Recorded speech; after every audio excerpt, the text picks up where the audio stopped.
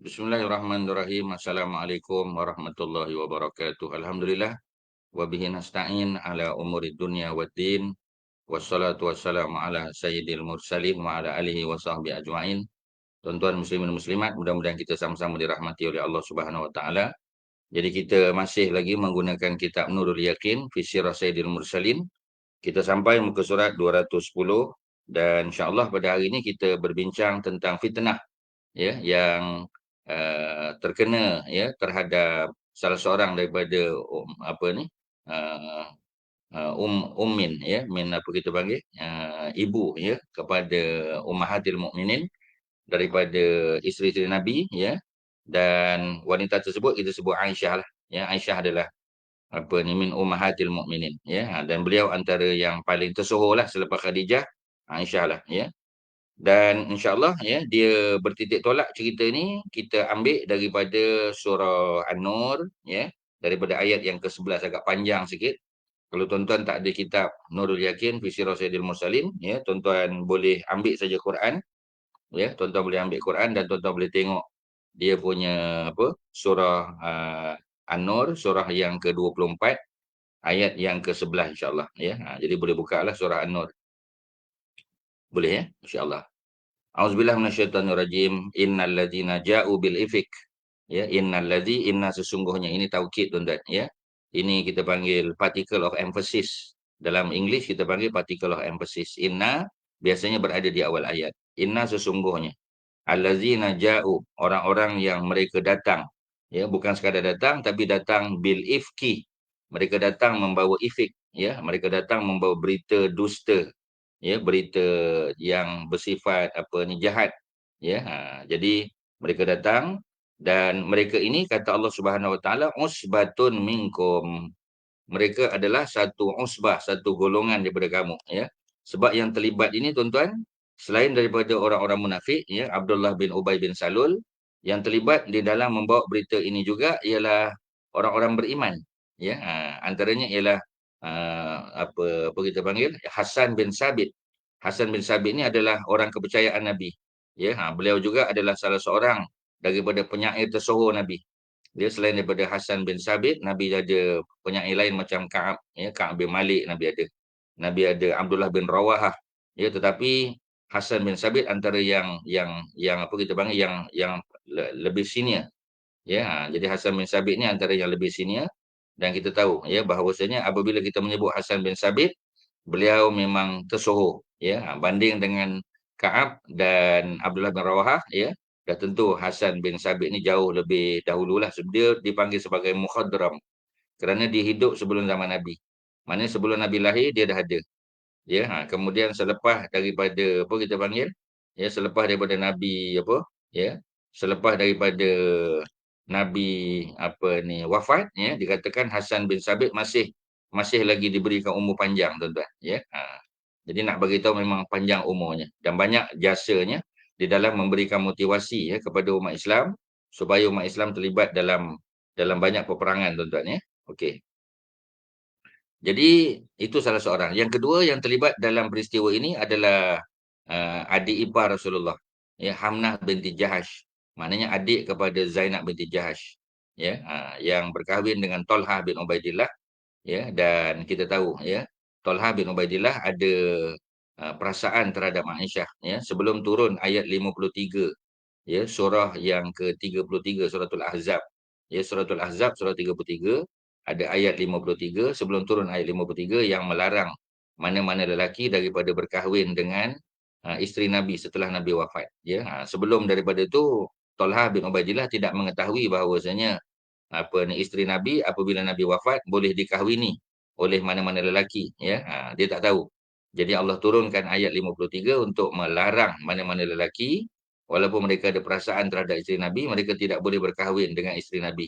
Kerana isteri Nabi di dunia, otomatik isteri Nabi di syurga besok, ya. Jadi Talha ni memang sudah diketahui ada perasaan, ya, terhadap Aisyah. Ini disebut dalam kitab tafsir apa ni apa, Al-Imam As-Suyuti, ya. Ada cerita tentang minat apa ni Talha, ya. Lebih-lebih lagi Talha dengan Aisyah itu, ya, ada hubungan keluarga kerana mereka datang daripada Bani Taim sama-sama. Abu Bakar, Talha, Aisyah ni semua daripada Bani Taim, ya. Jadi At-Taimi ni mereka, kita tahulah orang Arab ni mereka berkahwin sesama mereka ya. Jadi kecuali Bani Hashim ya yang selalu disebut sebagai kabilah yang terbaik, dan sudah tentu ya kabilah-kabilah lain suka kalau boleh bersemenda ataupun mempunyai hubungan keluarga dengan Bani Hashim. Sebab itu Nabi berkahwin dengan Khadijah. Khadijah bukan Bani Hashim. Khadijah daripada Bani Asad. Jadi perkahwinan Khadijah daripada Bani Asad dengan Nabi SAW daripada Bani Hashim menyebabkan kedudukan Bani Asad, Khadijah itu sendiri upgraded, maknanya dinaikkan lagi, dipertingkatkan lagi. Ya, kerana sesiapa saja yang berkahwin dengan Bani Hashim dianggap sebagai mulia, tuan-tuan. Ya, itu satu plus point kepada mereka. Yang ketiga yang terlibat dalam peristiwa fitnah ini ya, yang pertama tadi kita sebut Hasan bin Sabit, penyair Rasulullah. Yang kedua ialah Hamnah binti Jahash, ya, adik ipar ataupun kakak ipar Rasulullah sallallahu alaihi wasallam. Kerana Nabi ada seorang isteri nama Zainab binti Jahash. Seterusnya ya, kita ada seorang lagi ialah Mistah, Mistah bin Usasah, yang merupakan salah seorang daripada tentera Badar yang telah Allah ampunkan dosa yang lalu ya. Tetapi dia terlibat juga, termakan pujuk rayu ya. Mereka terpikat dengan berita yang dibawa oleh Abdullah bin Ubay bin Salul, menyebabkan mereka juga terlibat dalam menyebarkan fitnah ya, sehingga nanti kita tahu ya, terbukti Aisyah tidak bersalah dan ketiga-tiga mereka dijatuhkan hukuman sebat ya. Sama ada ipar Nabi ya, Hamnah, ataupun penyair Nabi, penyair ulung Nabi Hasan bin Sabit, dan juga Mistah, salah seorang daripada tentera Badar, yang kebetulan mak dia yakni Ummu Mistah ia bertugas di rumah Aisyah, menemani Aisyah semasa ketiadaan Nabi. Mari kita tengok tuan-tuan. Disebut usbatun ya minkum, maknanya daripada keluarga juga. Walaupun bukan keluarga makna Bani Hashim, tetapi keluarga yang ada hubungan rapat dengan Nabi, terutamanya dari segi akidah. Ya. Wa tahsabuhu syarran lakum, dan kamu menyangka bahawasanya itu adalah buruk bagi kamu. Ya, memanglah tuan-tuan, fitnah ni tak ada siapa yang suka. Ya, fitnah ni tak ada siapa yang suka. Sebab bila fitnah tu berlaku, maka kita tahulah ya, kehidupan jadi berantakan. Ya, sebab kehidupan rumah tangga Nabi kita tahu yang menjadi fokus. Kerana Nabi insan kamil. Insan kamil makna apa tuan-tuan? Insan kamil maknanya tak boleh nak cari kelemahan Nabi itu tak dapat tuan-tuan. Ya, tak dapat nak cari kelemahan Nabi. Jadi oleh kerana itu kelemahan dilihat ya ataupun dicari daripada keluarga Nabi, dan yang paling dekat sudah tentu adalah isteri Nabi, sebab mak ayah Nabi dah wafat ya. Nabi tidak ada adik-beradik lain, Nabi anak tunggal. Jadi siapa lagi yang boleh dicari kelemahannya? Sudah tentu isteri-isteri Nabi. Ya, nampak macam Nabi tidak ya ataupun gagal untuk mendidik isterinya ya, kerana membiarkan Aisyah terlibat dalam fitnah tadi, dan sudah tentu bukan itu isunya tuan-tuan ya. Jadi secara umum ya, kita sebagai orang beriman ya, kita menyangka bahawasanya fitnah ya, efek yang terjadi itu akan memburukkan suasana. Ya, syarrun lakum, bal kata Allah huwa khairun lakum. Dia adalah baik bagi kamu.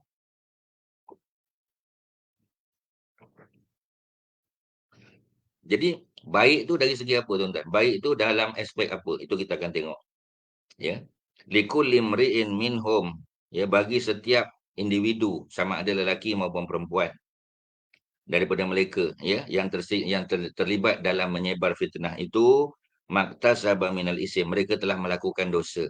Al isim adalah dosa secara umum ya. Kita ada perkataan zambun ya, ada perkataan apa kita panggil sayyi'ah ataupun khati'ah ya. Tu ada kategori-kategori yang nanti bila sampai tempatnya kita akan ceritalah perbezaan antara ismun, antara zambun ya ataupun zunub ya, perbezaan antara sayyi'ah ataupun khati'ah ya, kemudian ada perkataan jarimah ya. Semua ni diguna pakai oleh Allah dalam Quran untuk menunjukkan hal-hal yang secara umum sama, tetapi ada pendetilan dan perbezaan dia. Wallazi tawalla ya kibrahu minhum ya, lahu azabun azim. Jadi ya, orang yang melakukan perbuatan tadi ya, maknanya orang yang mengambil bahagian besar dalam menyiarkan berita tadi. Jadi bila mereka berperanan dalam menyebarkan fitnah ya, maka kita tahu ya bahawasanya apa yang mereka lakukan itu ya adalah ya, pihak PMP kalau ada masalah ya dari segi apa, tolong bagi tahu ya. Kalau mungkin suara tak berapa dengar ke, ya. Suara dengar ya. Kalau tak ada apa, kita teruslah proceed lah ya. Tapi tolong maklumkanlah ya, takut bimbang. Mungkin wifi connection tak berapa bagus ke sebab cuaca cuaca kurang baik ya. Jadi bagi tahulah, maklumkan. Okey ya, kita teruskan tuan-tuan. Jadi wallazi tawalla kibrahu ya, dan orang sama ada lelaki atau perempuan yang terlibat dalam melakukan dosa besar tersebut, kesalahan besar tersebut, mengambil bahagian ya, sama ada peranannya itu besar atau kecil, minhum lahu azabun azim ya. Bagi mereka itu ada azab yang azim, azab yang besar. Azim dengan makna kabir tuan-tuan ya. Laula isami'tumuhu zannal mu'minuna wal mu'minat bi anfusihim khairan wa qalu hadza ifkun mubin. Ya, mengapa tidak ketika mana ya sebahagian daripada kamu mendengar zannal mu'minin ya. Jadi zon ni biasa merujuk kepada perkara yang berkaitan dengan sangka-sangka ya. Jadi sepatutnya semasa orang-orang beriman mendengar tuduhan tadi, tuduhan bahawasanya Aisyah terlibat di dalam hubungan sulit dengan Safwan bin Mu'attal. Bagi tuan-tuan yang mungkin terlepas perbincangan pada bulan lepas ya, kita menceritakan tentang peperangan Bani Mustalik. Peperangan Bani Mustalik yang berlaku di Muraisy ya, antara Nabi dan para sahabat dengan pasukan kabilah ya Bani Mustalik, satu kabilah Badui yang kaya raya. Mereka mempunyai ribuan apa kita panggil unta ya, dan juga kambing ya, yang diketuai oleh bapa kepada Sofiyah ya, yakni bapa kepada siapa kita panggil, Juwairiyah binti Al-Haris ya. Kalau Sofiyah Bani Nadir ya, itu daripada puak Yahudi, ini daripada Badui ya, Arab Badui. Jadi Al-Haris ya, Al-Haris beliau merupakan salah seorang daripada pemimpin besar ya Bani Mustalik, dan beliau mempunyai seorang anak perempuan yang dipanggil sebagai Barrah binti Al-Haris, ataupun nanti namanya ditukar oleh Nabi menjadi Juwairiyah binti Al-Haris. Kerana Barrah ini ditangkap ya jadi hamba sahaya dan diberi kebebasan oleh Nabi, dan akhirnya menjadi salah seorang daripada min ummahatil mukminin, menjadi salah seorang daripada isteri Nabi. Jadi Juwairiyah binti Al-Haris. Bapaknya Al-Haris itu kaya raya, ketua kabilah Bani Mustalik. Mereka ya, Nabi dapat maklumat daripada perisikan bahawasanya Bani Mustalik yang diketuai oleh Al-Haris tadi nak menyerang Madinah. Jadi sebelum mereka datang menyerang, maka Nabi outreach mereka ya, supaya damage tu dapat dimitigate ya, dapat dikurangkan. Sebab kalau peperangan berlaku di Madinah, lebih besar damage-nya. Ya, mungkin orang perempuan, kanak-kanak akan terlibat ya, bangunan-bangunan akan hancur. Jadi oleh kerana itu Nabi keluar bersama para sahabat untuk mendapatkan mereka dan berperang di satu tempat yang dipanggil sebagai Muraisy ya, dan kemenangan Allah bagi kepada umat Islam. Nabi dan para sahabat memperoleh kemenangan, dapat banyak harta rampasan perang, ghanimah ya, dalam bentuk binatang ternakan ya, termasuklah orang-orang perempuan dan lelaki berjaya ditawan. Salah seorang daripada mereka adalah Juwairiyah binti Al-Haris ya. Jadi ada kes bagaimana Aisyah ketinggalan kerana setelah pulang daripada buang air ya, Aisyah mendapati rantainya telah terlucut. Jadi beliau cuba mencari di tempat dia buang air tadi, sehingga ya beliau tidak perasan bahawasanya rombongan Nabi dan para sahabat telah beredar menuju balik ke Madinah ya. Sedangkan kita tahu ya, mereka tidak menyedari Aisyah sudah tertinggal, sebab orang perempuan dia naik sekeduk ya, dia naik haudash. Haudash itu adalah macam pondok kecil atas pada unta. Jadi kalau ada perempuan atau tidak di situ, orang tak tahu kerana dia bertutup ya. Ketika Aisyah keluar kali pertama, dia memberitahu ya, kepada mereka yang berada di sekitar.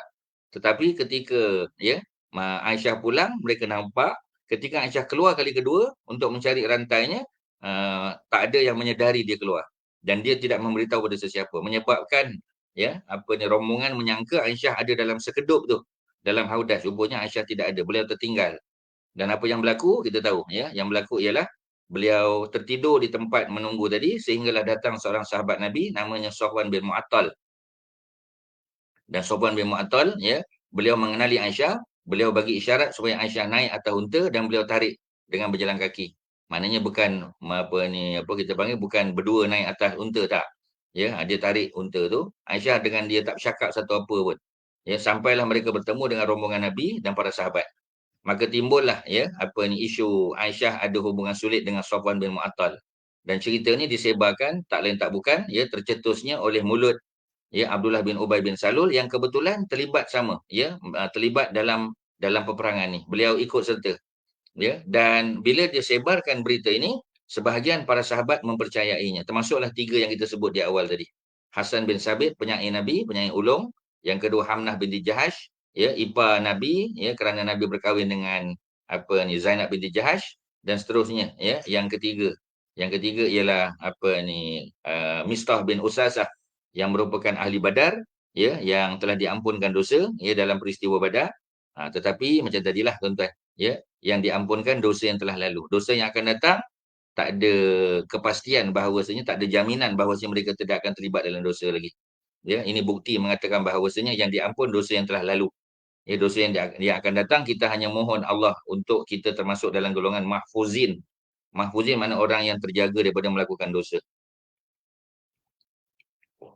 Okey tuan-tuan Jadi balik pada ayat tadi, sepatutnya orang beriman Isami'tumuhu zannal mu'minin. Ketika orang-orang beriman lelaki dan perempuan ketika mereka mendengar tuduhan tadi, tuduhan Aisyah terlibat tadi, sepatutnya mereka tidak sepatutnya mereka tidak terus percaya. Sepatutnya mereka bersangka baik. Sepatutnya apa mereka buat?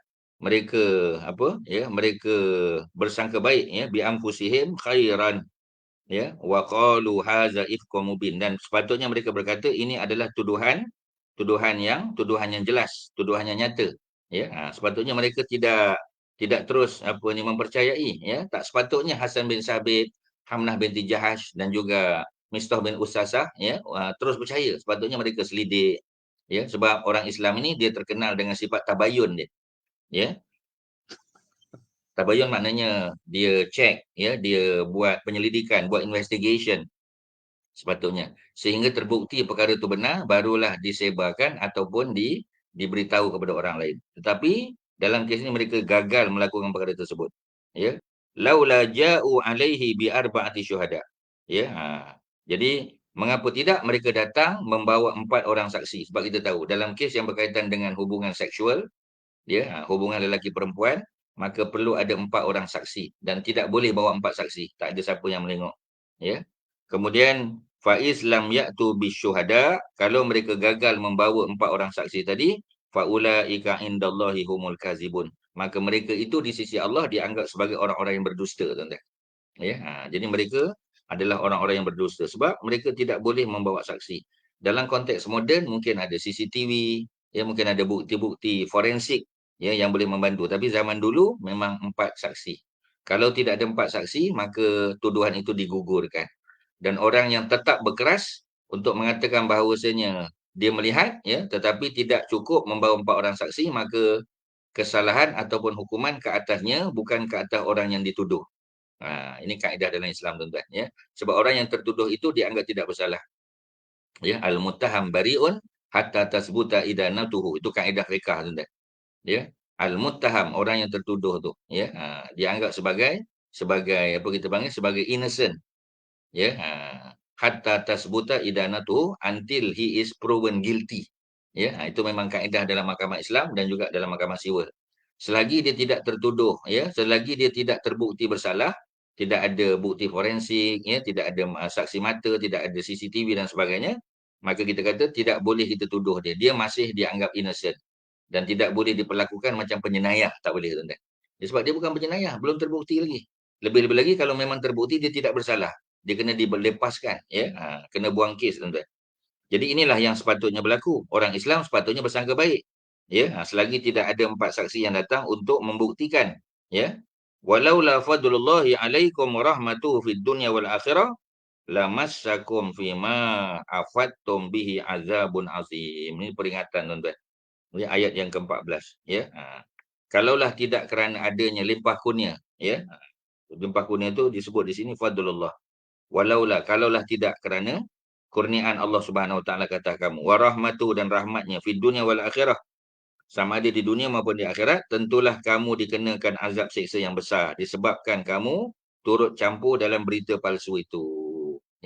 Jadi maknanya Kalaulah tidak kerana kurniaan Allah, Allah ampunkan dosa, Allah bagi rahmat, ya, di dunia dan di akhirat, pasti yang menimpa kepada kamu adalah azabun azim, azab yang besar.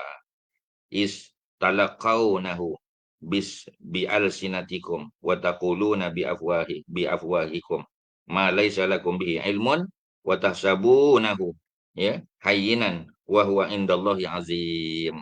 Jadi maknanya kalau kita tengok terjemahannya, memang sepatutnya kita menyedari kesilapan yang selalu kita buat, ya. Kita tak melihat, ya, kita tuduh-tuduh, dan bila kita menuduh, kita tidak boleh, kita tidak mampu untuk bawa saksi, maka, ya, sudah tentu kita tak boleh tuduh orang tu bersalah, tuan-tuan, ya. Maknanya nak bagi tahu bahawasanya cerita saksi palsu, cerita tuduhan-tuduhan palsu ini bukan berlaku, ya, pada zaman kita saja, tapi sudah pernah berlaku pada zaman silam. Dan sudah tentu lebih susah untuk membuktikan sesuatu jenayah itu berlaku kerana tidak ada bukti-bukti yang lebih canggih, ya, macam kita sekarang.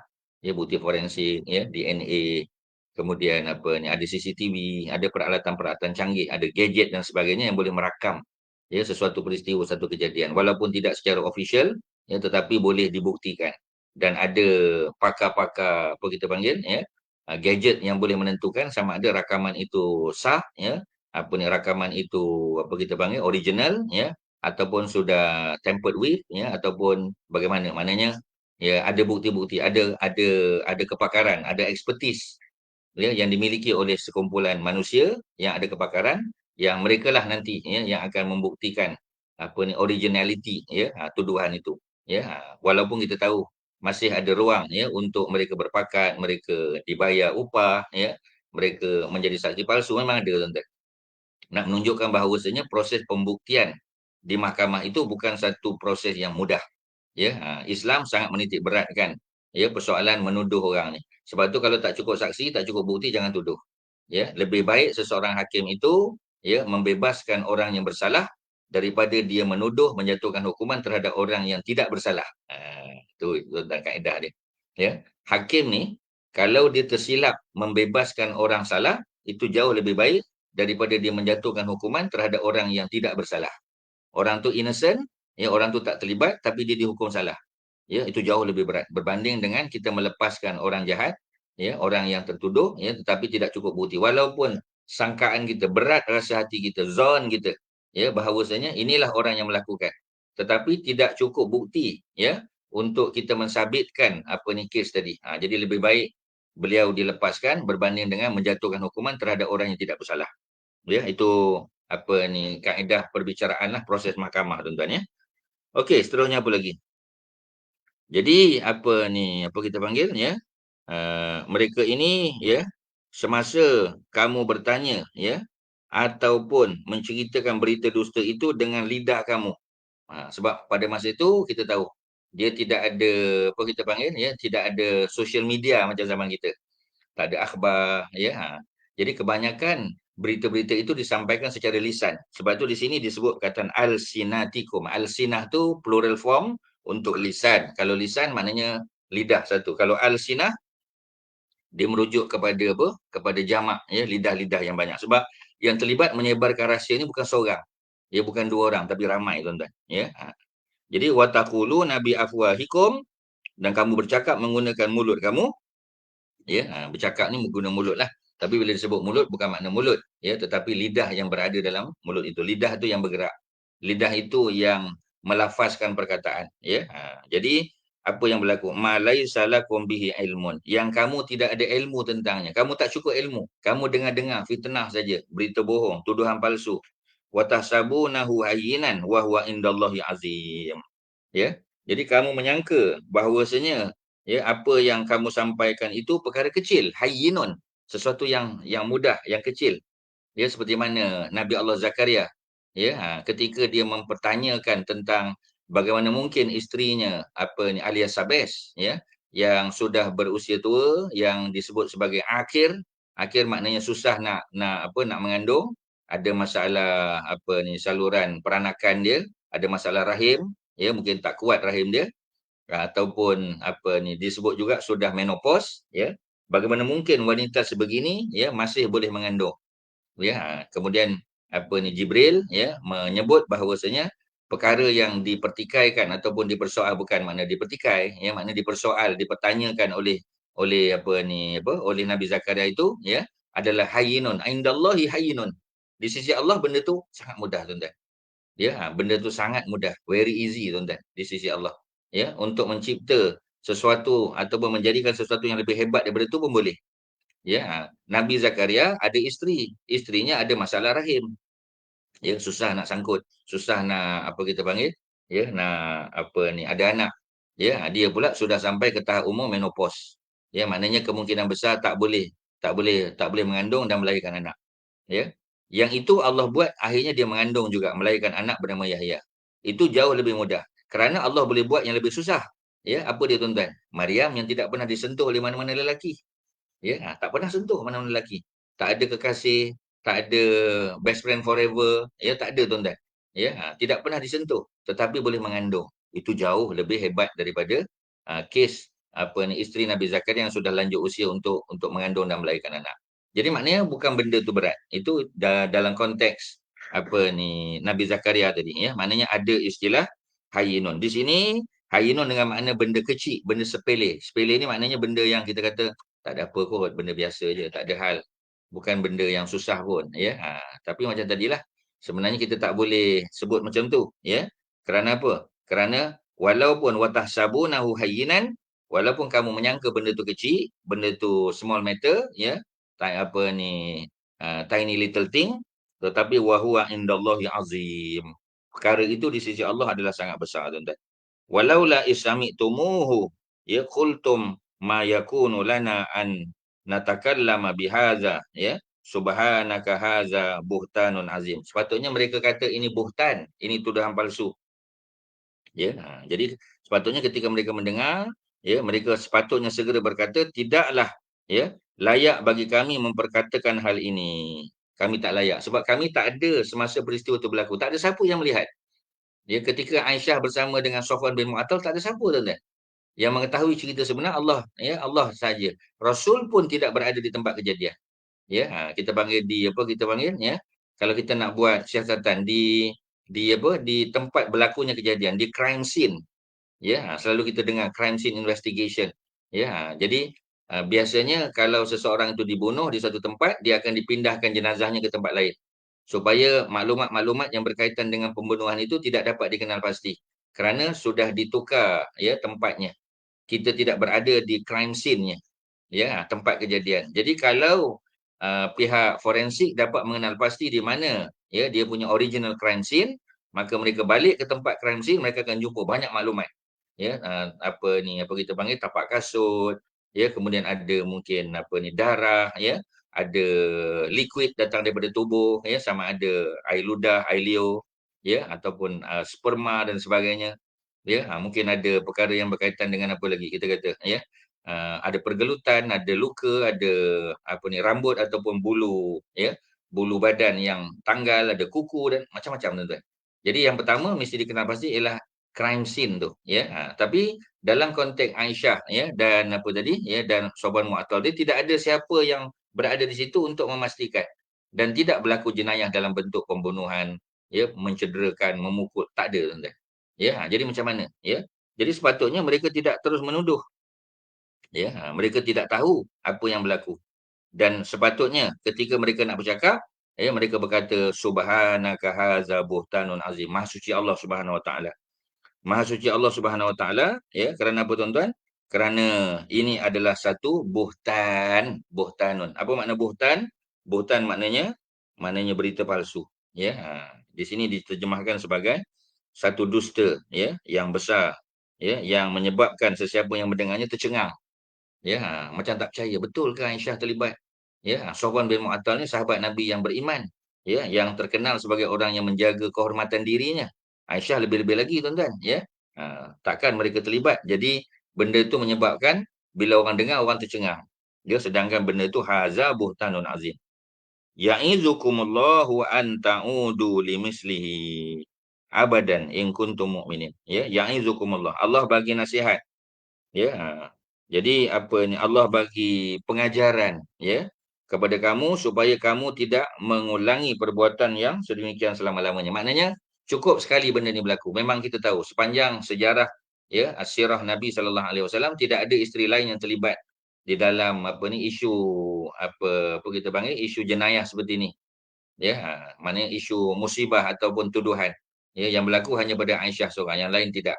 Walaupun adalah ya kes Nabi dengan Maria Al-Qibtiyah, ya kemudian disebarkan cerita itu sesama isteri Nabi ya, Hafsah ya bila mengetahui hal tersebut Nabi suruh dia menyembunyikan tetapi dia tercakap terlepas ya jadi terlepas cakap ya dia sebut pada Aisyah. Aisyah tahu rahsia tersebut ya walaupun berdua saja tapi Allah tegur Hafsah, Allah tegur Aisyah ya kerana mereka Hafsah sampai ke peringkat telah membocorkan rahsia Nabi sedangkan Nabi suruh dia menahan maklumat tersebut, dia tak boleh sebarkan walaupun kepada best friend forever dia Aisyah ya tak boleh ya jadi maknanya dalam konteks tadi berlaku juga tetapi bukan dari segi publik macam Aisyah ni isu yang berlaku dalam publik sebab dia melibatkan seseorang yang datang daripada luar keluarga Nabi yakni Safwan bin Mu'attal ya kemudian disebarkan berita palsu tadi oleh Abdullah bin Ubay sampai kepada para sahabat yang tadi ya Safwan Hasan bin Sabit penyair Hamnah binti Jahash ya dan juga Mistah bin Usasah ya jadi akhirnya kita tahu ya berlaku hukuman ya dijatuhkan kepada ketiga-tiga mereka walaupun mereka orang beriman tapi mereka gagal membawa 4 orang saksi sebagai bukti ya tak boleh tuan-tuan. Jadi apa kita panggil ya jadi Allah memberi pengajaran kepada mereka supaya tidak mengulangi perbuatan yang sama ya supaya antaudu limislihi jangan mereka ulang perkara yang sama abadan selama-lamanya in kuntum mukminin. Kalau kamu benar-benar beriman peristiwa macam ni jangan berulang lagi ya do not repeat the same thing ya kemudian apa tuan-tuan ya kemudian apa disebut ya Allah ya Subhanahu wa taala ya setelah Allah memberikan pengajaran ya Allah menjelaskan ya jadi Allah menjelaskan ya jadi yubayyinullahu lakum al-ayat Allah menjelaskan kejadian yang sebenar wallahu alimun hakim Allah Maha tahu dan Allah Maha bijaksana tuan-tuan bukan sekadar tahu tapi pengetahuan Allah itu pengetahuan yang bijaksana ya innal ladzina yuhibbuna ayyashi'al fahishah fil ladzina amanu ini cerita tentang orang yang ada niat jahat untuk menyebarkan ya antasyi'al fahishah. Fahishah ni biasanya berkaitan dengan jenayah seksual, jenayah hubungan lelaki perempuan tuan-tuan ya jadi kata Allah inna sesungguhnya macam kita sebut tadi dia particle of emphasis ya sesungguhnya duduk di awal ayat allazina yuhibbun orang-orang yang mereka suka antasyi'al ya fahishah supaya fahishah benda-benda buruk ni tersebar menjadi viral menjadi tular ya perkataannya tasyi'ah fil ladzina amanu di kalangan orang-orang beriman lahum azabun alim bagi mereka adalah azab yang pedih fid dunya wal akhirah bukan di dunia saja di akhirat pun sama tuan-tuan ya wallahu ya'lamu wa antum la ta'lamun Allah Maha tahu sedangkan kamu tidak tahu walaula fadlullahi alaikum ulang balik tuan-tuan ya kita dah dengar tadi perkataan yang sama ya ataupun ayat yang sama ayat 14 Allah ulang pada ayat yang ke-20 ya walaula ya walaula kalau tidaklah kerana fadlullah kurniaan Allah ya alaikum warahmatuh bukan sekadar kurniaan tetapi juga adalah rahmat ya rahmat Allah Subhanahu wa taala kasih sayang ya belas kasihan Allah pada umatnya ya pada hamba-hambanya wa annallaha raufur rahim dan bahawasanya Allah itu rauf ya maha rauf dan maha rahim ya jadi Allah ni maha rauf ya kalau kita boleh tengok terjemahannya rauf ni maknanya Allah Subhanahu wa taala ni maha apa tuan-tuan ya maha apa istilahnya kalau di sini terjemahkan ya maha belas kasihan ya Allah Subhanahu wa taala ya jadi tidak apa kita panggil tidak ada bandingan lah ya Allah Subhanahu Wa Taala ni ya bukan sekadar rahim ya tapi rauf ya maha berlembut Allah Subhanahu Wa Taala dengan kita tuan-tuan ya kalau Allah nak apa kita panggil ya kalau Allah nak apa istilah dia kalau Allah nak jatuhkan hukuman Allah nak datangkan musibah bila-bila masa hayyinun indallahi hayyinun mudah sangat tuan-tuan tapi Allah tak buat macam tu kerana Allah ni raufun rahim beliau ni dua sifat Allah Subhanahu Wa Taala. Ya ayyuhallazina amanu wahai orang-orang beriman ya jadi ayat-ayat ya ayyuhallazina amanu ni menunjukkan peristiwa ni berlaku di mana di Al-Madinah Maknanya peristiwa ini berlaku selepas hijrah Nabi. Kerana ayat-ayat Quran yang dimulai dengan ya ayuhan nas, wahai manusia, itu kebanyakannya ayat-ayat makkiyah sebelum hijrah. Selepas hijrah Nabi 10 tahun di Madinah, ayat wahai orang-orang beriman. Termasuklah ayat ni tuan-tuan. La tattabi'u khutuwati syayatin, syaitan. Jangan sekali-kali kamu ikut langkah-langkah syaitan, jangan. Wa may yattabi' khutuwati syayatin, ataupun syaitan. Sesiapa yang mengikut langkah-langkah syaitan, jejak langkah syaitan, fa innahu ya'muru bil fahsya'i wal munkar. Sesungguhnya syaitan itu tak ada kerja lain, tuan-tuan. Dia mengajak manusia untuk buat fahsyak yang berkaitan dengan jenayah seksual. Wal munkar, benda-benda yang apa kita panggil, yang dimurkai oleh Allah Subhanahu Wa Taala. Selain daripada fahsyak tadi, dibezakan. Sebab mungkar umum, fahsyak salah satu daripada perbuatan mungkar tersebut. Jadi disebut yang khusus dulu, disebut yang apa ni, yang khusus, al khas, zikrul khas ba'da zikrul am ba'dal khas. Jadi makna disebut fahsyak, perbuatan kesalahan berkait dengan seksual, kemudian mungkar umum. Jadi disebut yang khusus dulu, kemudian barulah yang umum. Jadi zikrul khas qabla al-am, ataupun zikrul am ba'dal khas. Itu kaedahnya, tuan-tuan. Maknanya menyebut yang khusus, kemudian menyebut yang umum. Kadang-kadang menyebut yang umum, kemudian menyebut yang khusus. Contoh buah-buahan syurga disebut delima, rumman, disebut buah-buah apa ni kita kata ainab, ataupun a'nab, anggur dan sebagainya. Jadi semua itu buah-buahan. Jadi dimulai dengan sebutan yang umum dan didetailkan, dikhususkan. Nak tunjuk specialty apa ni buah-buahan tersebut. Walau la fadlullahi alaikum warahmatuh. 3 kali Allah ulang, tuan-tuan. Kalaulah tidak kerana kurniaan Allah ke atas kamu dan rahmatnya, ma zaka minkum min ahadin abadan. Jadi kalau tidaklah kerana rahmat Allah Subhanahu Wa Taala, sudah tentu sudah tentu apa, tuan-tuan? Sudah tentu Allah tidak akan membersihkan. Jadi tak ada seseorang pun di antara kamu yang menjadi bersih daripada dosanya selama-lamanya. Tapi kerana Allah ni Maha Rahmat, Allah ni maha memberikan kurniaan, maka alhamdulillah, zaka minkum min ahadin. Tidak ada orang yang, kalau tidak, tak ada suci lah orang ni, manusia ni. Allah tak ampun, Allah tak bagi rahmat, kotor kita dengan dosa, tuan-tuan. Tetapi kerana Allah ni maha pemberi kurnia, maha pemberi rahmat, maka apa yang berlaku? Yang berlaku ialah Allah bersihkan kita, tuan-tuan. Walakin Allah, akan tetapi Allah yuzakki may yasha. Allah bersihkan sesiapa yang Allah kehendaki.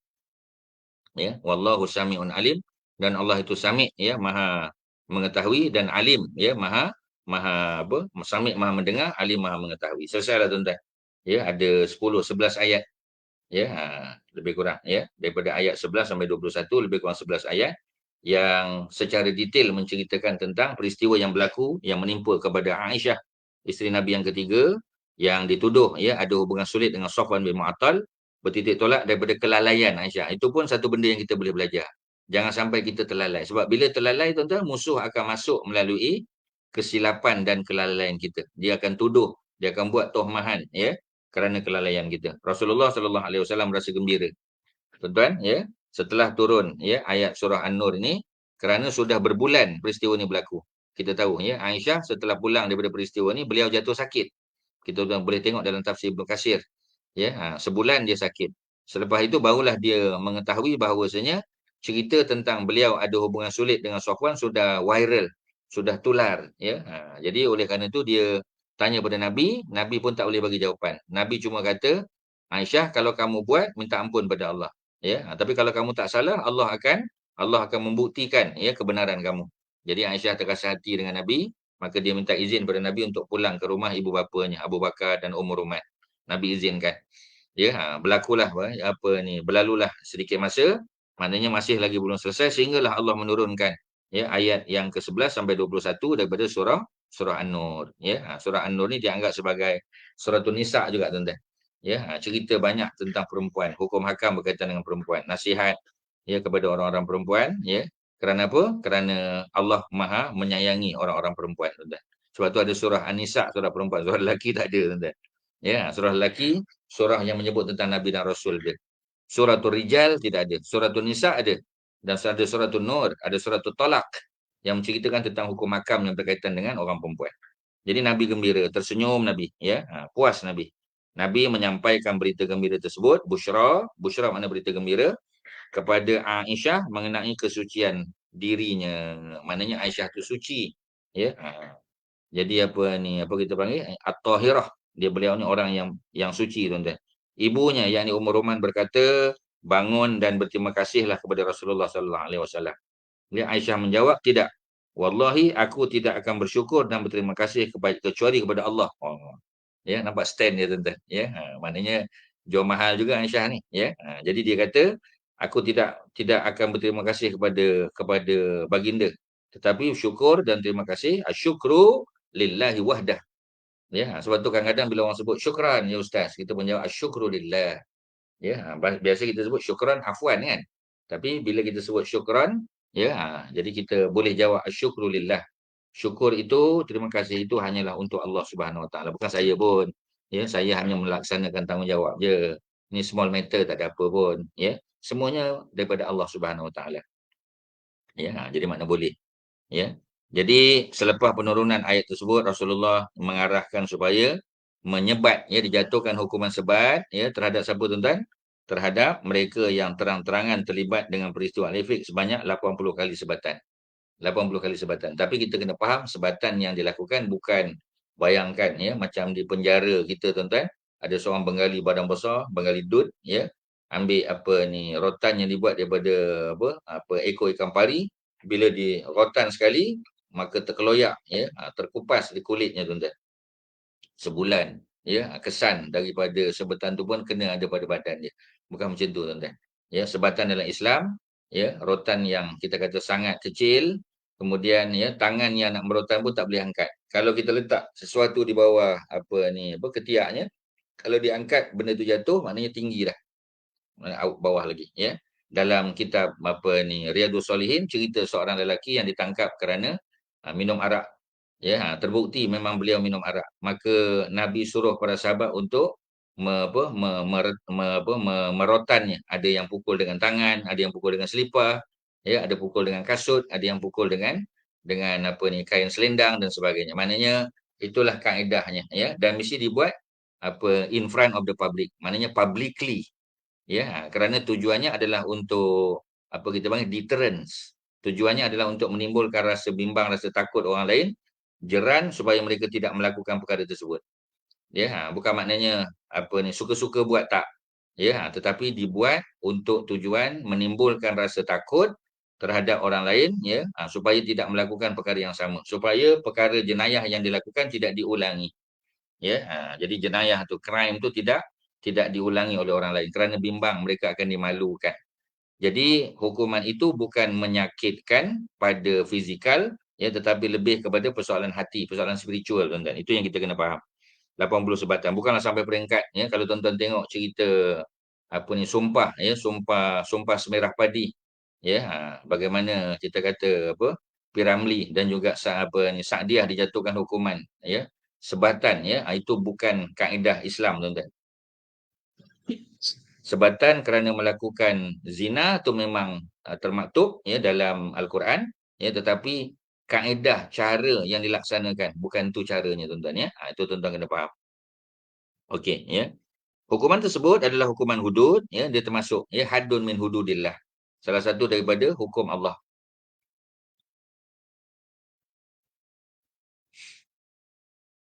Mereka yang terkena kita sebut tadi ialah Hamnah binti Jahash. Hamnah binti Jahash adik-beradik dengan Zainab binti Jahash. Ya, Zainab binti Jahash adalah salah seorang isteri Nabi yang asalnya dulu berkahwin dengan Zaid bin Harisah. Ya, beliau adalah sepupu Nabi. Kerana mak kepada Hamnah dan juga apa ni, apa, Zainab ni adalah Umaymah. Umaymah tu binti Abdul Muttalib. Maknanya Umaymah itu adik-beradik dengan bapa Nabi Abdullah. Jadi bila bapa Nabi Abdullah bin Abdul Muttalib adik-beradik dengan Umaymah, ya, binti Jahash, Umaymah binti Abdul Muttalib, ya, kedua-dua mereka adalah adik-beradik kembar, adik-beradik satu ibu dan satu bapa. Maknanya adik-beradik kandung. Kerana mak kepada Umaymah, ya, bapaknya Abdul Muttalib, tak ada hal, ya, kita terima. Tapi mak kepada Umaymah itu adalah Fatimah binti Amru, ya, Fatimah binti Amr. Ya, Fatimah binti Amr juga adalah ibu kepada Abdullah, ibu kepada Abu Talib, sama, tuan-tuan. Jadi mereka sangat rapat, ya. Sebab itu ketika Nabi datang untuk meminang Zainab binti Jahash, ya, keluarganya beranggapan Nabi nak meminang, ya, Zainab itu untuk diri baginda. Rupanya Nabi nak meminang Zainab untuk anak angkat Nabi, yakni Zaid bin Harisah. Sedangkan Zaid, ya, ada stigma seorang hamba. Beliau memang, ya, beliau orang merdeka tapi ditangkap, ya, kemudian dijual di pasar hamba, dibebaskan, dibeli oleh Hakim bin Hizam, ya, anak saudara kepada Khadijah, ya, dan setelah beliau membeli Zaid bin Harisah, beliau telah menghadiahkan Zaid itu kepada mak saudaranya, ya. Jadi mak saudaranya yang akhirnya menghadiahkan Zaid bin Harisah itu kepada Nabi, ya, ketika berkahwin, dan Nabi membebaskan Zaid bin Harisah.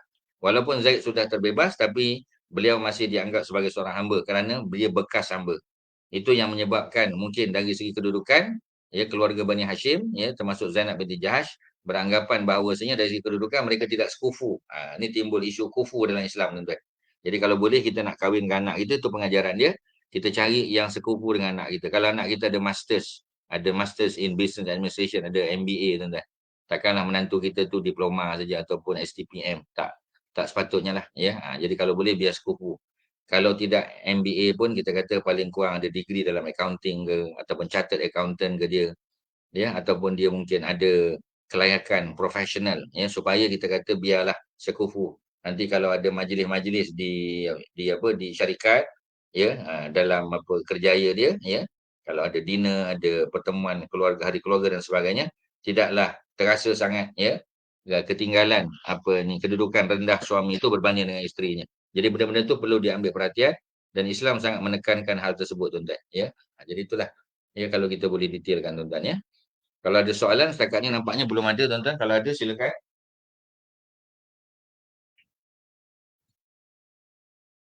Kalau ada soalan silakan. Belum ada, ya. Daripada pihak PMP, ya, Haji Shima kalau ada, ya, Haji Shuaib, dan tuan-tuan puan-puan yang mungkin ada soalan silakan. Ada soalan, tuan-tuan? Tak ada, ya. Jadi kalau tak ada, kita balik kepada perbincangan kita. Jadi Nabi bersyukur, ya. Ibunya berkata, bangun terima kasih pada Nabi, tapi dia enggan, dia kata syukur aku hanya kepada Allah. Jadi dijatuhkan hukuman, ya, terhadap Hamnah binti Jahash, ya, dia adik-beradik dengan Zainab, dan beliau juga adik kepada Abdullah bin Jahash. Abdullah bin Jahash adalah salah seorang sahabat Nabi yang terkorban syahid dalam perang Uhud, ya. Sebab itu di pusara Uhud itu, ya, ada dua sahabat Nabi yang dikebumikan dalam liang lahat yang sama, yakni bapa saudara Nabi Hamzah bin Abdul Muttalib dan juga Abdullah bin Jahash, sebab mereka kedua-duanya adalah Bani Hashim. Mereka adalah, ya, daripada Ahlul Bait Nabi sallallahu alaihi wasallam. Yang 68 lagi tidak, ya. Jadi agak sedikit dipisahkan, ya, kawasan kubur mereka, liang lahat mereka. Kemudian Mistah bin Usasah yang kita sebut tadi, ya, Mistah bin Usasah. Dia di sini disebut Asasah, ya. Tapi sebahagian para ulama menyebut Usasah dengan Hamzah di atas alif, Usasah. Ya, kalau Hamzah di atas alif boleh juga Asasah. Tapi Usasah tu nampak lebih lebih apa kita panggil, ya, lebih tepat lagi, ya. Lebih lebih apa? Kita kata dari segi bahasa lah, ya, lebih fusha lagi, tuan-tuan, ya. Jadi yang ketiga Hasan, ya, bin Sabit, ini penyair Nabi. Abu Bakar, ya, menyara kehidupan Mistah disebabkan hubungan kerabat yang terjalin. Jadi Mistah ni ada hubungan dengan Abu Bakar. Ya, mungkin juga daripada Bani Taim, ya. Apabila, ya, beliau yakni Mistah terlibat dengan peristiwa Al-Ifik, ya, Hadisatul Ifik, peristiwa kejadian insiden Ifik ini, Abu Bakar memotong bantuan tersebut. Lalu Allah menurunkan firman yang berbunyi, wala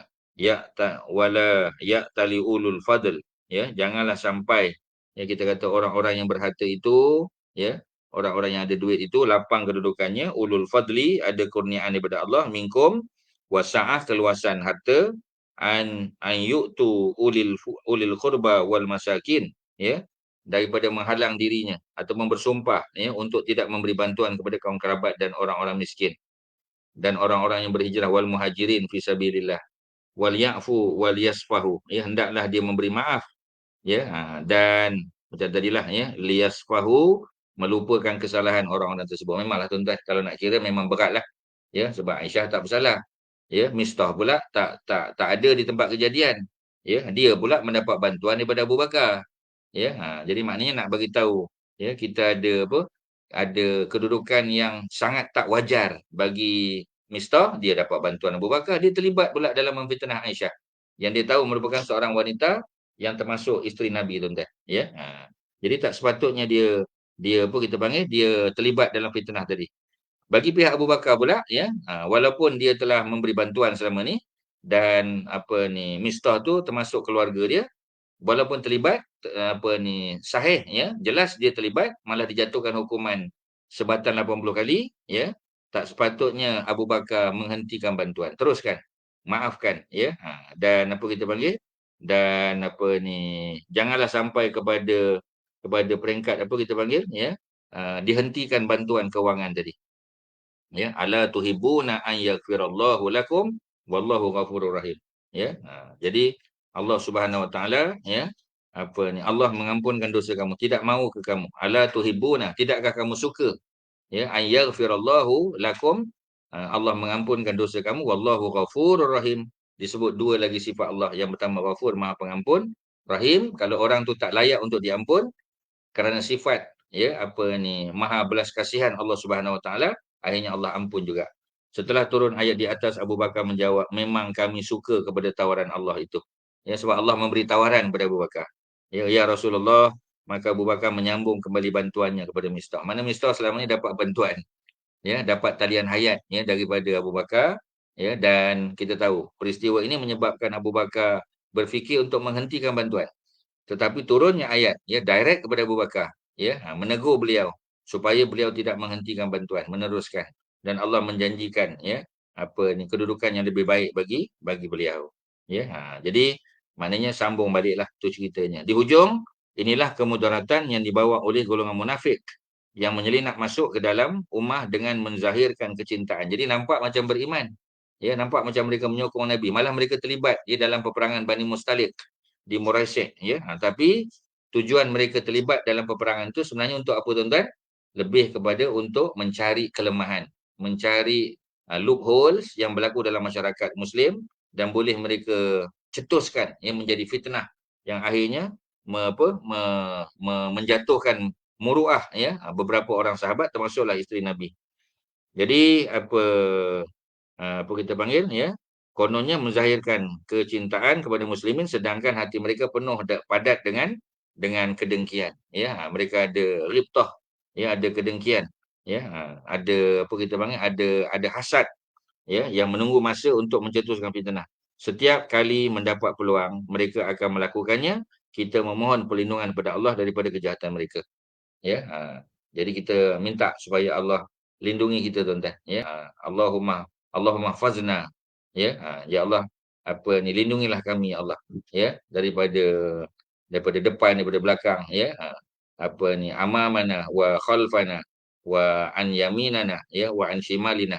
Ini minta supaya Allah lindung kita, tuan-tuan. Allahumma inni as'alukal afwa wal afiyah fid dunya wal akhirah. Ya Allah, kami mohon perlindungan, mohon afwa, kemaafan, wal afiyah, kesejahteraan, ya, pada diri kami di dunia dan di akhirat. Allahumma inni as'alukal afwa wal afiyah fi dini wa dunyaya, pada agama kami, wa dunyaya, pada urusan dunia kami, fi dini wa dunyaya, wa ahli, pada keluarga kami, ya, wa ahli wa mali, dan pada harta kami. Allahumma fazni, ya Allah, jagalah kami, min baini yadaya, daripada depan, wa min khalfi, daripada belakang, wa an yamini, wa an shimali, ya, wa min fauqi, dan daripada atas. Sebab serangan orang jahat ni, tuan-tuan, orang munafik, musuh-musuh Islam ni, daripada semua aspek. Ya, jadi maknanya nak bagi tahu, minta lindung. Wa min fauqi wa a'udzu bi'azamatika an uqtala min tahti, dan kami minta lindung juga dengan kebesaran keagunganmu, ya Allah, daripada sebelah bawah. Ya, tak nak diuji dengan musibah, ataupun dituduh dengan pelbagai tuduhan, ya, daripada mana-mana arah sekalipun. Ya, kita minta selamat daripada fitnah. Allahumma ja'alna, ya, Allahumma ja'alna, Allahumma la taj'alna minal maftunin. Ya Allah, jadikanlah kami orang yang selamat daripada kena fitnah. Allahumma la taj'alna, ya Allah, janganlah jadikan kami ini daripada maftunin, orang yang difitnah. Okey, ada soalan, tuan-tuan? Ya.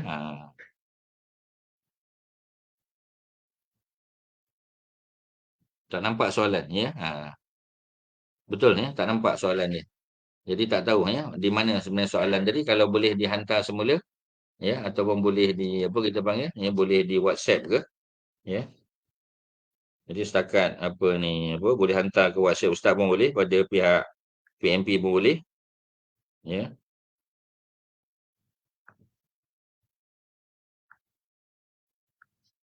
Tak ada setakat ni tak ada.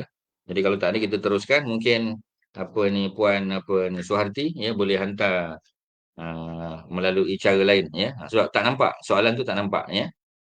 Peperangan Khandaq, masuk peperangan yang ketiga terbesar selepas daripada perang Badar ya tahun 2 Hijrah, kemudian kita masuk perang Uhud ya. Perang Uhud, perang yang tahun yang ketiga Hijrah.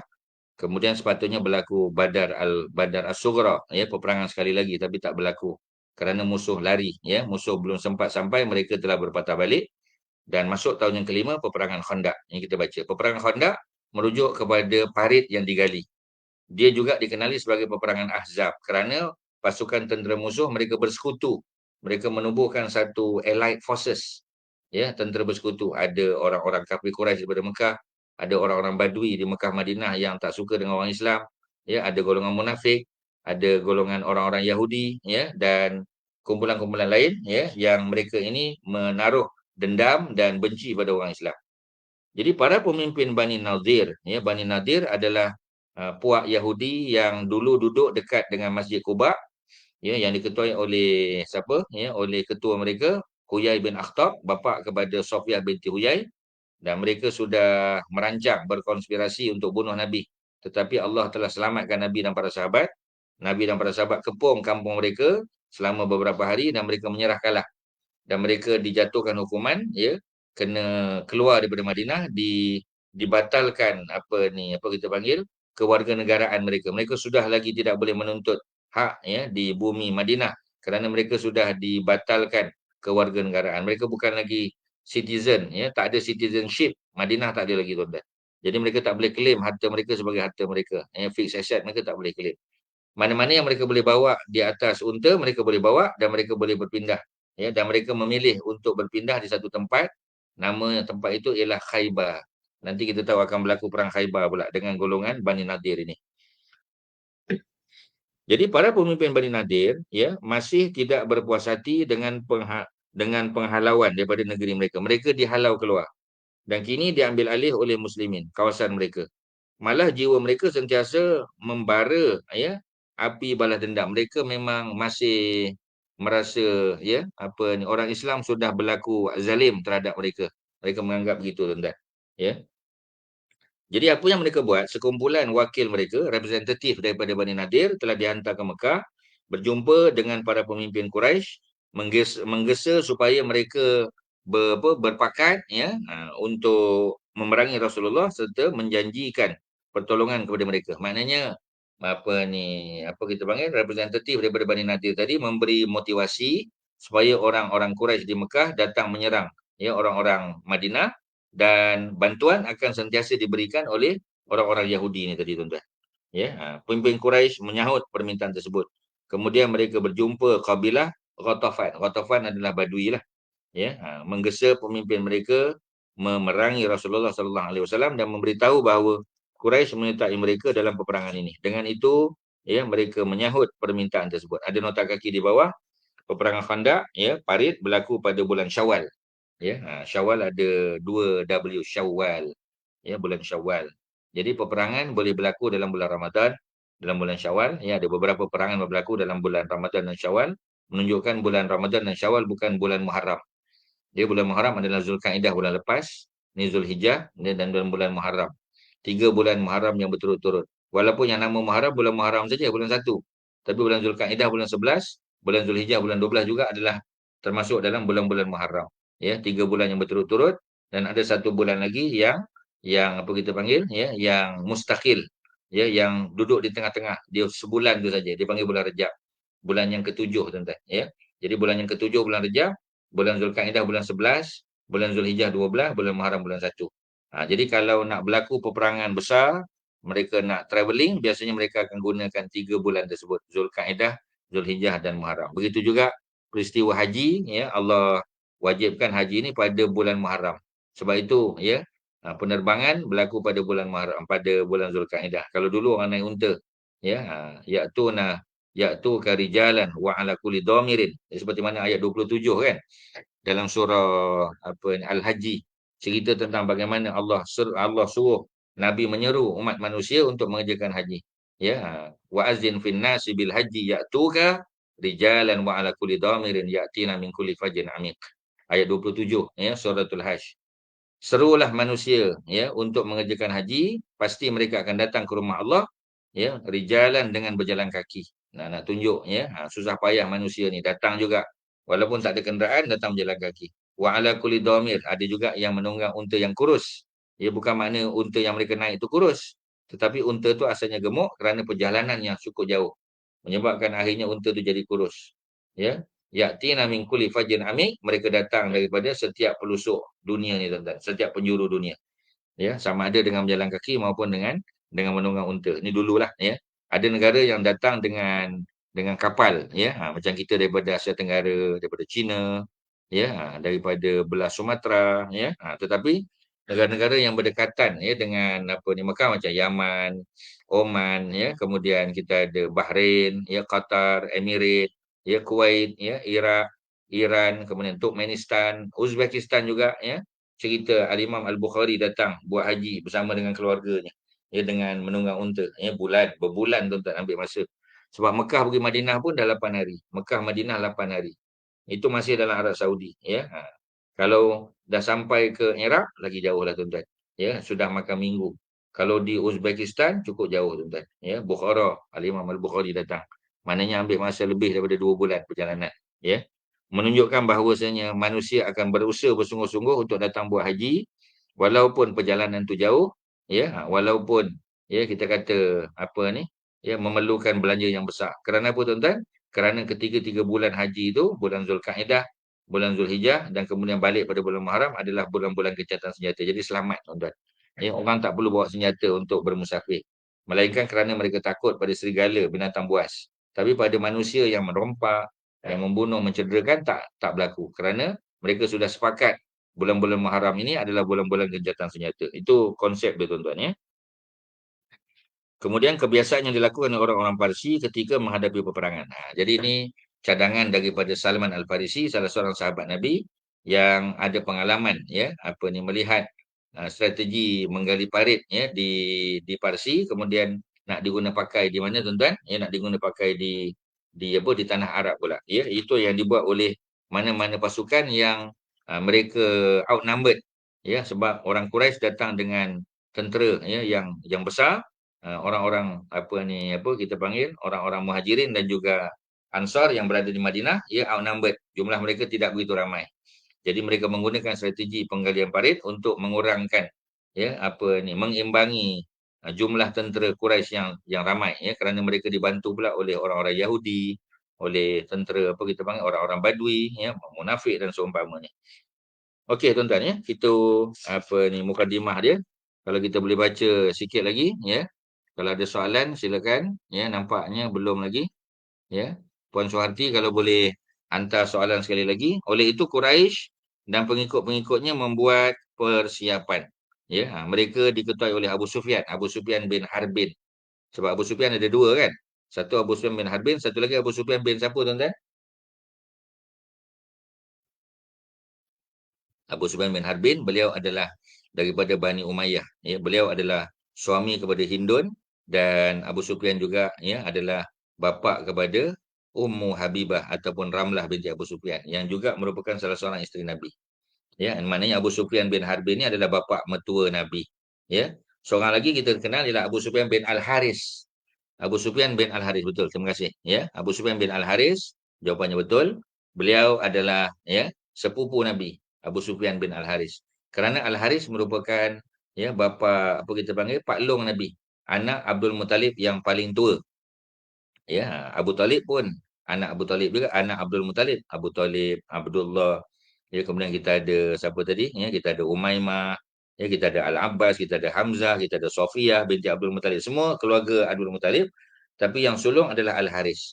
Dia ada anak ya yang dikatakan wajahnya mirip ya wajah Rasulullah. Selain daripada Ja'far bin Abi Talib yang mirip dengan Nabi, anak Ja'far Abdullah bin Ja'far, Mus'ab bin Umair kita kata ya. Kemudian Al Hasan ya, Fatimah juga ya. Ada seorang lagi yang kita panggil sebagai siapa tadi, Abu Sufyan bin Al Haris. Walaupun wajahnya seirah Nabi, walaupun beliau kawan baik Nabi semasa jahiliah, tapi ketika Nabi bawa wahyu, Nabi ajak dia menerima Islam, dia menolak. Dia menjadi musuh Nabi. Ya, dia sanggup datang untuk berperang melawan Nabi, tuan-tuan. Ya, dalam perang Badar. Ya, nak bagi tahu bahawasanya baik macam mana pun tuan-tuan, ya, kalau Allah tak buka hati untuk beriman, tak beriman juga.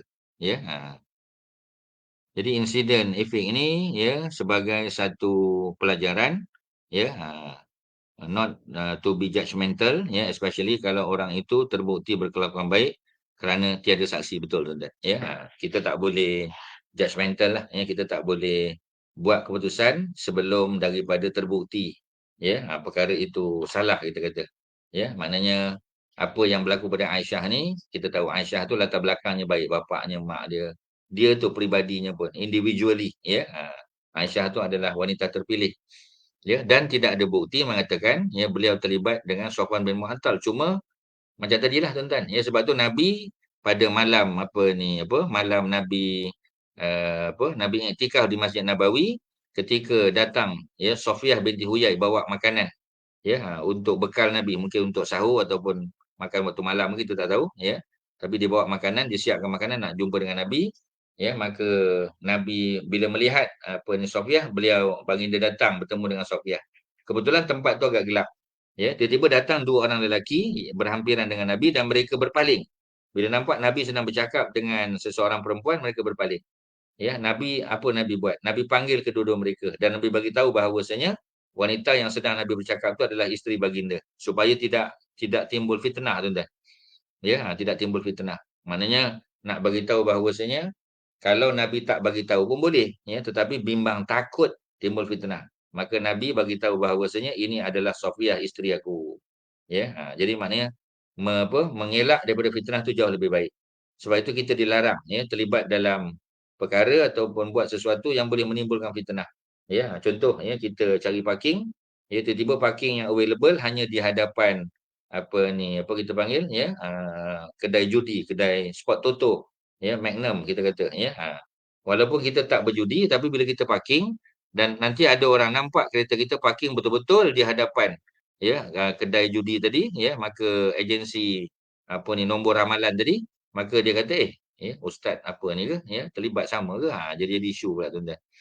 Jadi kena peringkat awal lagi ya. Sebab tu masalah tangkap gambar kadang-kadang ya, ustaz mengajar yang datang kuliah tu muslimat ya, terutamanya kalau kuliah-kuliah fizikal lah ya, kadang tangkap gambar ya, duduk mungkin agak rapat sikit, bukanlah dekat-dekat tidak, tapi agak rapat, tapi angle fotografi tu kadang-kadang bila ambil itu nampak macam berdua je ya. Dia delete gambar orang lain, dia erase gambar orang lain. Tu semua benda boleh dibuat tuan-tuan dalam zaman serba canggih ya, zaman teknologi maklumat ni semua boleh buat.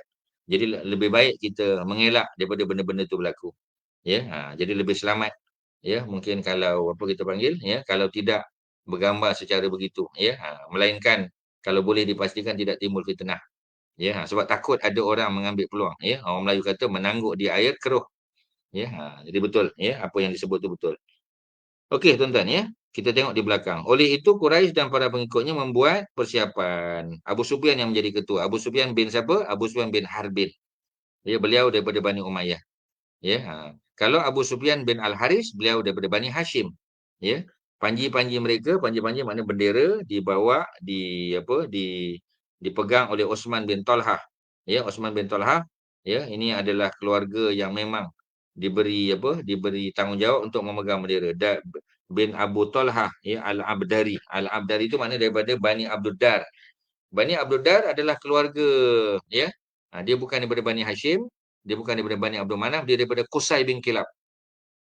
Ya, moyang Nabi Qusay bin Kilab kita tahu, salah seorang pemimpin besar Quraisy. Jadi Qusay bin Kilab ada 3 anak. Ada Abdul Dar, Abdul Manaf dan juga seorang lagi ialah Abdul Uzza. Ya, 3 kan. Ya, Abdul Dar tu anak sulung. Abdul Manaf ya, moyang Nabi tu anak yang kedua. Sepatutnya ketika Qusay bin Kilab meninggal ya, maka Abdul Dar lah yang menggantikan Qusay ya, tetapi ya, mungkin ada sebab-sebab tertentu ataupun dari segi karismanya Abdul Manaf lebih berkarisma, lebih karismatik, maka laluan diberi kepada Abdul Manaf.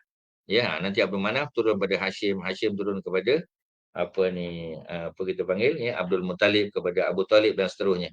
Nak menunjukkan bahawasanya sedikit berlaku perpindahan kuasa daripada keluarga Bani Abdul Dar kepada Bani Abdul Manaf ya. Jadi maknanya mereka ni masih berkeluarga, tetapi anak kepada Qusay bin Kilab, bukan Bani Hashim ya. Itu kalau kita boleh detailkan. Sebab Al-Abdari merujuk kepada keluarga Abdul Dar. Abdul Dar tu siapa? Abdul Dar tu ialah abang kepada Abdul Manaf. Abdul Manaf moyang Nabi lah. Ya, Nabi bin Abdullah, Abdullah bin Abdul Muttalib, Abdul Muttalib bin Hashim, Hashim bin Abdul Manaf, Abdul Manaf bin Qusay bin Kilab. Abdul Manaf bin Qusay bin Kilab tu adik-beradik dengan Abdul Dar bin Qusay bin Kilab. Ya, sama tuan-tuan. Bilangan mereka ialah 4,000 orang, 300 ekor unta dan 1,500 ekor 300 ekor kuda ya, dan 1,500 ekor unta. Maknanya cukup ramai tuan-tuan ya. Jadi Ghatafan membuat persiapan dan mereka diketuai oleh Uyainah bin Hisin. Uyainah ya. Jadi Uyainah bin Hisin ni, Uyainah ni biasanya merujuk kepada orang yang mata sepet lah tuan-tuan. Ya, mata kecil, kecil je mata dia tuan-tuan. Ya, macam apa kita panggil, macam kita lah. Ya, kalau kita tengok Chinese look kan, ya, orang yang ya, kita tengok mata dia separate sikit, so kita boleh panggil Uyainah, mata kecil. Si mata kecil. Ya, mata dia kecil dia. Ya, kalau mata besar Ainun. Ya, kalau mata kecil Uyainah bin Hisin. Apa makna Hisin? Hisin adalah benteng pertahanan, shield. Ya, sebab tu kita ada buku apa ni, himpunan zikir dan doa, kita panggil Hisnul Muslim. Hisnul Muslim maknanya Fortress of Muslim. Ya, mengapa dia panggil Fortress of Muslim? Sebab dalam buku itu terkandung zikir-zikir pendinding macam tadi Ustaz baca. Allahumma inni as'alukal afwa wal afiyah fid dunya wal akhirah. Ya Allah, ya aku minta lindung padamu dari aku minta padamu kebaikan di dunia dan di akhirat. Ya Allah, aku minta lindung padamu ya, supaya engkau lindung aku daripada kejahatan yang datang daripada depan, daripada belakang, daripada kiri, daripada kanan, daripada atas dan daripada bawah. Itu doa pelindung lah tuan-tuan. Itu ada dalam Hisnul Muslim. Ya, begitu juga doa-doa lain yang kita baca, bismillahirrahmanirrahim la yadurru ma'asmihi syai'un fil ardi wala fis sama' wa huwas samiul alim. Ini semua termasuk doa-doa pelindung. Ya, baca ayatul kursi setiap kali lepas solat. Sekali sebelum kita nak tidur malam. Qul huwallahu qul a'udzu birabbil falaq qul a'udzu birabbin nas. Ya, amanar rasul. Ya, la yukallifullahu nafsan illa wus'aha, dan lambat-lambat lagi lah tuan-tuan. Yang boleh kita baca, kita amal sebagai pelindung. Semua itu dikumpulkan oleh Syekh apa ni, apa kita panggil, Al-Qahtani ya, di dalam kitabnya, dan sudah diterjemahkan ya oleh Dr. Abdul Basit ya, dan juga beberapa orang penterjemah lain ya. An-Nida sendiri pun ada mengeluarkan apa ni, versi Hisnul Muslim, Fortress of Muslim tadi ya, dan juga beberapa publisher lain lah ya. Jadi alhamdulillah kita kata boleh kita jadikan sebagai apa, rujukan ya untuk kita berzikir ya, melakukan apa ni, apa, taqarrub ilallah, terutamanya pada 10 hari awal apa ni, Zulhijjah, termasuk hari inilah tuan-tuan, kita sudah berada pada 6 Zulhijjah ya, tinggal beberapa hari saja untuk kita meneruskan apa ni, ibadah kita tuan-tuan, ya, terutamanya pada hari-hari Isnin, Khamis esok insya-Allah ya, kita berpuasa ya, dan jangan lupa pada hari Tarwiyah, hari yang ke-8, dan juga kemuncak ialah hari Arafah pada hari ke-9. Ya, tak bimbang tuan-tuan, walaupun ya mungkin apa ni, ada juga yang berpandangan, macam mana kita nak puasa Ustaz pada hari Sabtu sedangkan di Mekah sudah berhari raya? Oh, tak ada masalah tuan-tuan. Kerana penentuan 1 Zulhijjah, penentuan 9 Zulhijjah itu adalah penentuan yang dibuat oleh negara masing-masing. Ya, mana kalau kita di Malaysia, ya, kita tengok anak bulan dan tak nampak, maka kita mula 1 Zulhijjah tu pada hari Jumaat minggu lepas. Sedangkan di Saudi, tengok anak bulan nampak, ya, sebab lebih mudah kerana mereka tak ada awan, dan bila tengok di tempat tinggi memang biasa nampak. Ya, seperti mana kes berlaku zaman Nabi, seorang badui yang tinggal di padang pasir, dia datang ke downtown Madinah bagi tahu Nabi, dia nampak ya, dan Nabi tanya dia, ya, apa ni, percaya tak Allah itu esa? Percaya. Ya, percaya tak aku ni Rasulullah? Percaya. Maka persaksian dia diterima, ya, syahadah dia diterima tuan-tuan. Ya, kerana beliau telah apa ni, mengesahkan bahawasanya percaya pada Allah dan Rasul, syahadah, dia bersyahadah. Okey tuan-tuan ya. Jadi Ghatafan membuat persiapan diketuai oleh Uyainah bin Hisin yang membalas kebaikan, yang membalasnya kebaikan Rasulullah sallallahu alaihi wasallam terhadap mereka dengan kekufuran. Jadi Ghatafan ni pun ada cerita dengan Nabi Ya, jadi Rasulullah buat baik pada mereka, tapi apa yang berlaku pada mereka, ya. Jadi Rasulullah memberikan tempat, kita panggil antaranya padang padang ragut, ya, tempat mereka boleh menternak binatang, ya. Sebagai tempat untuk mereka menternak binatang, sebab kita tahulah bukan semua tempat di sekitar Madinah ni, ya, ada ada bekalan rumput, ya. Jadi Nabi telah anugerahkan pada mereka, ya. Tetapi dibalas kebaikan Nabi itu dengan kekufuran.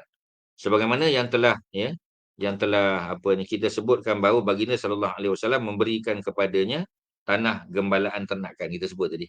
Ya, jadi maknanya ada padang ragut kita panggil. Ya, jadi mar'a, ya, mar'a mana padang ragut. Tetapi apabila ternakan mereka gemuk, ya, dan membiak dan memimpin, ya, dia memimpin angkatan tentera untuk menentang orang yang pernah berbakti kepadanya. Dia membawa 1,000 orang tentera berkuda, bergabung dengan 4,000 tentera, ya, daripada kalangan Quraisy. Bani Murrah juga membuat persiapan. Mereka diketuai oleh Al-Haris bin Auf, ya, Al-Marri, ya. Bilangan tentera mereka ialah 400 orang. Begitu juga dengan Bani Ashja', diketuai oleh, ya, Mis'ar bin Rukhailah, ya, Bani Salim yang diketuai oleh Sufyan bin Abdul Syams juga membuat persiapan. Jumlah tentera mereka 700 orang. Bani Asad yang diketuai oleh Tulaihah bin Khuwailid, ya, Al-Asadi, yang mengambil langkah yang sama. Jadi maknanya nak bagi tahu, ya, Bani Asad ni adalah keluarga Khadijah, ya. Sebab itu kita tengok Tulaihah bin Khuwailid, maknanya adik-beradik dengan Khadijah binti Khuwailid.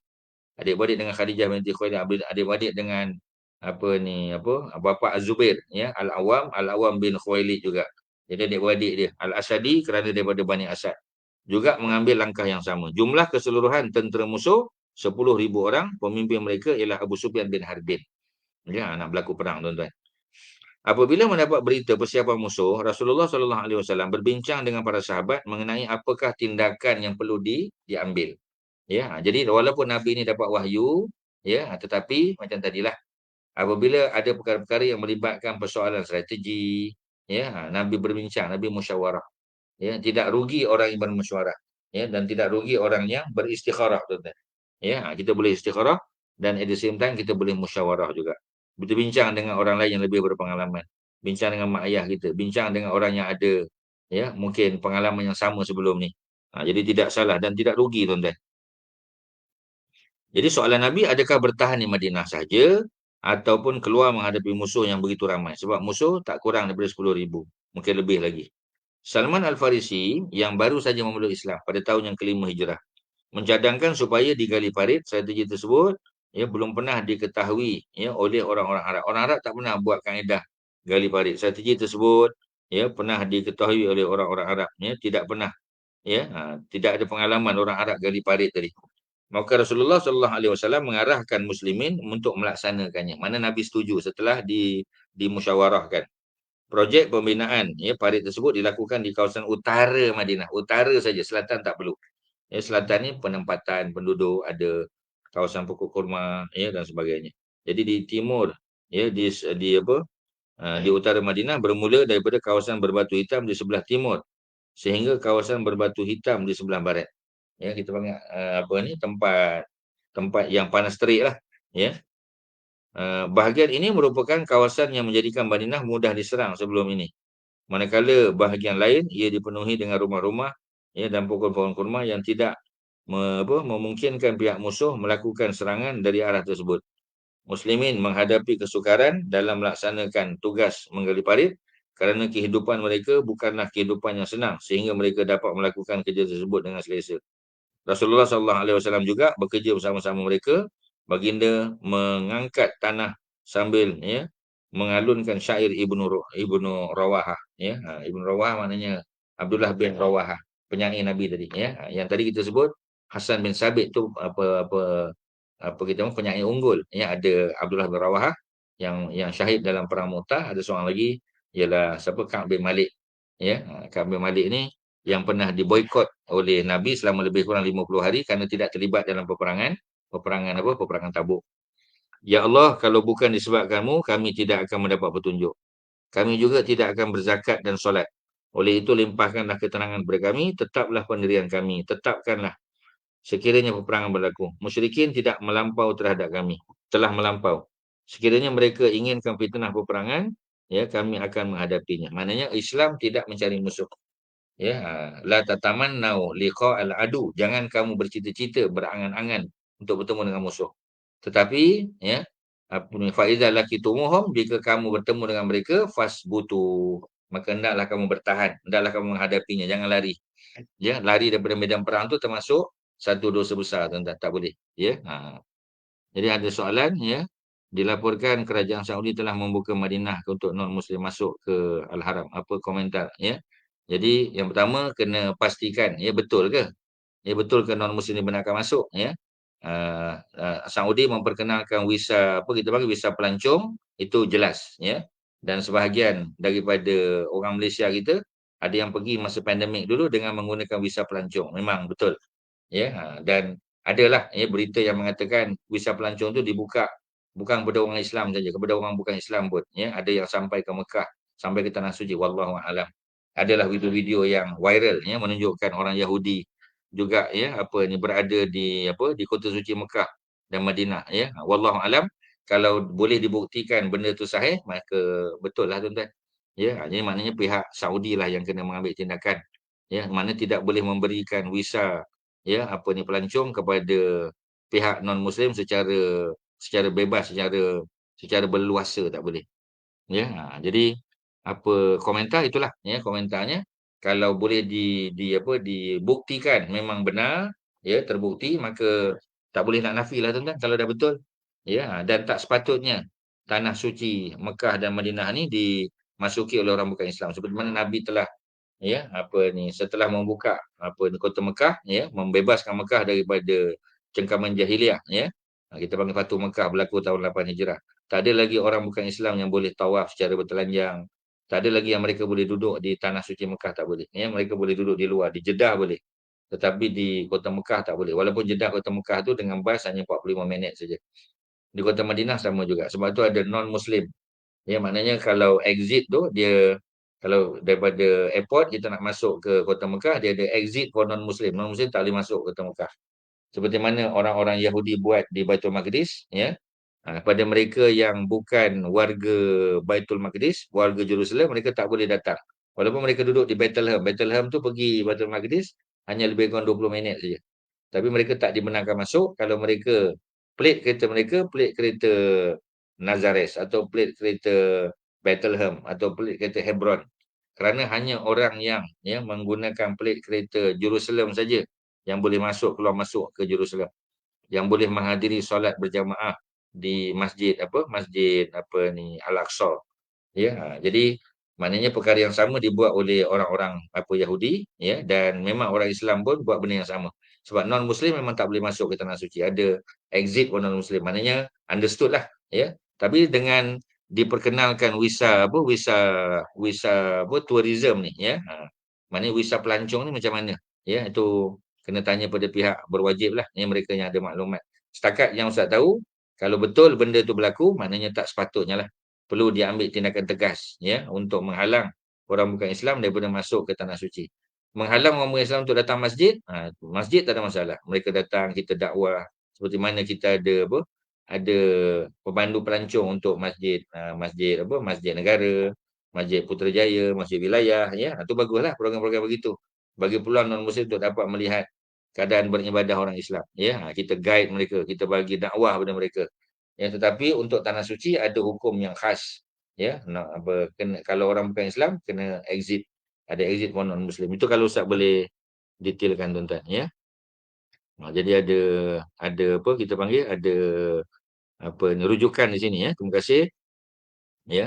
Turis, ya, apa ni, flock to Saudi Arabia as the country opens, ya, to foreign visitors. Jadi maksudnya adalah, ya. Jadi tuan-tuan boleh cek masuk dalam apa ni, apa kita panggil, address yang telah diberikan, ya, cuba try tengok masuk, ya, macam mana keadaan, betul ke apa ni, bermudah-mudah, ya, boleh dibenarkan sesiapa saja walaupun dia non muslim. Wallahu alam, tuan-tuan boleh apa ni, buat rujukan yang lebih dalam lagi lah, ya. Itu kalau Ustaz boleh detailkan. Jadi tentera muslimin berkhemah di bahagian timur Madinah dengan membelakangi Bukit Salak. Ya, Bukit Salak. Ya, Bukit Salak ini deretan bukit di sekitar Madinah. Bilangan mereka ialah 3,000 orang tentera muslimin. Panji-panji muhajirin diserah kepada Zaid bin Harisah dan panji-panji Ansar diberikan kepada Sa'ad bin Ubadah. Tentera Quraisy pula berkemah di kawasan Tanah Rendah dan Watafan pula di kawasan Uhud. Ya, ini detail tuan-tuan. Kita berhenti di situ, mudah-mudahan ada manfaat. Ya, tuan-tuan tandakan muka surat yang ke-215, ya. Kita selesai, ya. Hari ini 6 hari bulan 7, ya, 2022. Ya, jadi insya-Allah kita jumpa 2 minggu daripada sekarang lah. Ya, sebenarnya ni minggu yang pertama ni tuan-tuan, ya. Walaupun dia masuk minggu kedua sebab hari Jumaat, satu hari bulan hari Jumaat. Patutnya ni minggu yang pertama. Maknanya ni first first apa kita panggil first Wednesday of the month. Kelas kita sebenarnya second and fourth Wednesday, tapi tak apalah. Ya, kebetulan Ustaz boleh adjust kelas hari ni, ya. Kita kita on saja, tak ada masalah. Ya, walaupun ada batuk-batuk sikit hari ni, ya, tapi alhamdulillah berjalan lancar. Jadi oleh kerana kita dah buat pada first week, ya, apa ni first Wednesday of the month, insya-Allah kelas kita ialah pada third Wednesday of the month. Kecuali ada masalah nanti Ustaz bagi tahu, tapi kalau tidak kita bertemu lagi pada third Wednesday of the month. Maknanya ni first week, first Wednesday of the month, next week second Wednesday, the following week insya-Allah, ya. Terima kasih pada pihak apa ni apa pusat apa ni Minda Progresif, ya. Pertubuhan Minda Progresif atas usaha untuk menganjurkan kuliah ni. Terima kasih juga kepada tuan-tuan dan puan-puan yang sudi untuk mendengar, masuk website apa ni apa PMP boleh dapatkan kuliah-kuliah yang terdahulu. Terima kasih kepada semua. Assalamualaikum warahmatullahi wabarakatuh.